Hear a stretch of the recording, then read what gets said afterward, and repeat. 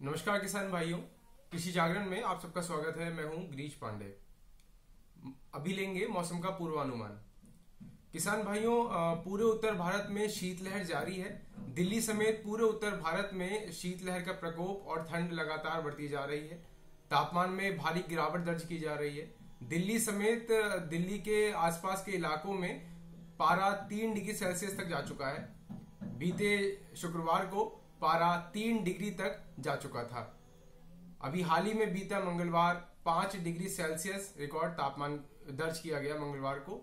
और आपको बता दें कि पंजाब, हरियाणा, हिमाचल प्रदेश, उत्तराखंड समेत उत्तर भारत के सभी राज्य ठंड की चपेट में हैं। और अभी फिलहाल शीतलहर और ठंड से निजात नहीं मिल पाने के आसार नजर आ रहे हैं। तकरीबन तकरीबन जनवरी की 15 तारीख तक मौसम इसी तरह के अनुकूल रहेगा। कृषि मौसम संबंधित और अधिक जानकारी के लिए आप देखते रहिए कृषि जागरण। नमस्कार किसान भाइयों, आज हम आपको बताने जा रहे हैं मछली पालन से जुड़ी कुछ जानकारी। पूर्वी बिहार के नरकटियागंज में रहने वाले आनंद सिंह मछली पालन करते हैं। वे मछली पालन की आधुनिक खेती को कर रहे हैं। आनंद सिंह बताते हैं कि उन्होंने मछली पालन के जरिए 2 लाख रुपए कमाया है। उन्होंने 1.25 एकड़ में के तालाब में मछली पालन के काम को शुरू किया और उन्होंने इससे काफ़ी मुनाफा कमाया। वे बताते हैं भी कि किस तरीके से रोहू और कतला मछली के कार का उत्पादन कर रहे हैं, जिससे उनको सबसे ज़्यादा मुनाफा हो रहा है। वे बताते सिंह का कहना है कि उन्होंने अपने तालाब में रोहू और कतला की प्रजातियों को बढ़ाने के लिए कई तरह की कोशिशें की हैं। तालाब में उन्होंने ऑक्सीजन की मात्रा को बढ़ाने पर जोर दिया है। इसके अलावा अमोनिया की मात्रा को घटाने पर भी वे ध्यान दे रहे हैं। आनंद सिंह मछली पालन को बढ़ाने के लिए तरह तरह की तकनीक का भी यूज़ कर रहे हैं। उन्होंने तालाब में मछली पालन को बढ़ाने के लिए अमोनिया की मात्रा घटाने पर ज़्यादा जोर दिया है। इसके अलावा सोलर पंप से उन्होंने तालाब में जल को भरा है ताकि ज़्यादा से ज़्यादा शुद्ध पानी में मछलियाँ आराम से अपना जीवन व्यतीत कर सकें। पंगेशियस मछली के बीज के द्वारा उन्होंने तालाब में मछलियों को बढ़ाने पर ज़्यादा जोर दिया है।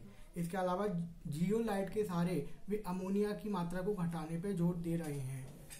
आनंद सिंह आसपास के किसानों को भी मछली पालन के लिए प्रेरित कर रहे हैं और इस काम के लिए आसपास और नगर निगम के लोगों ने और विभाग ने उनकी तारीफ की है। धन्यवाद। मौजूदा साल खत्म होने की कगार पे और कुछ ही वक्त में नया साल शुरू हो जाएगा। जैसे जैसे नया साल शुरू होगा वैसे वैसे देश में अगले लोकसभा चुनाव की सरगर्मियां तेजी से बढ़ जाएंगी।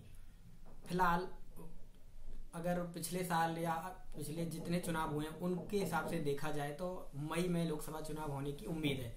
उसके हिसाब से सारे देश के प्रमुख राजनीतिक दल अपने अपने मुद्दों के हिसाब से राजनीतिक गणित बिठाने में लग गए हैं। फिलहाल केंद्र में मौजूदा बीजेपी सरकार पर किसानों के हित में फैसले लेने का दबाव चारों तरफ से बढ़ता दिख रहा है। ऐसी स्थिति में केंद्र सरकार भी किसानों के रुख को देखते हुए कुछ फैसले ऐसे ले सकती है जिससे चुनाव से पहले किसानों की वोटों को अपनी तरफ खींचा जा सके। फिलहाल मीडिया में आ रही खबरों के मुताबिक केंद्र सरकार अब किसानों के साथ साथ ऐसे किसानों को भी बैंक कर्ज देने की योजना पर काम कर रही है जिनके पास खुद की जमीन नहीं है। बटाईदार किसान या फिर किराए पर जमीन लेकर खेती करने वाले किसानों को इस श्रेणी में शामिल किया जा सकता है। अब इससे पहले देश में उन्हीं किसानों को लोन देने की व्यवस्था है जिनके पास खुद की जमीन है, क्योंकि बैंक गारंटी के तौर पर जमीन के या भू अभिलेख और कागजात गारंटी के तौर पर जमा कराती है। उसके बाद ही लोन की प्रक्रिया को आगे बढ़ाने की व्यवस्था है। फिलहाल क्योंकि देश में ज़्यादातर किसानों का जो एक बड़ा हिस्सा है उसके पास या तो ज़मीन बहुत कम है और कुछ किसान ऐसे भी हैं जिनके पास खुद की ज़मीन नहीं है। ऐसे में अपनी रोजी रोटी और जीवन चलाने के लिए वो लोग किराए पर ज़मीन लेके खेती करते हैं। उसके एक बड़े तबके को देखते हुए और उन पर ध्यान रखते हुए केंद्र सरकार उन बटाईदार किसानों के लिए इस तरह का फैसला ले सकती है, क्योंकि पिछले 5 राज्यों के चुनावों में भी देखने को मिला था कि ग्रामीण आबादी कि ग्रामीण आबादी का रोष सत्ता के खिलाफ गया और ऐसी जगहों पे 3 या 4 राज्यों में सरकार में चला रही पार्टी को अपनी सत्ता गंवानी पड़ी।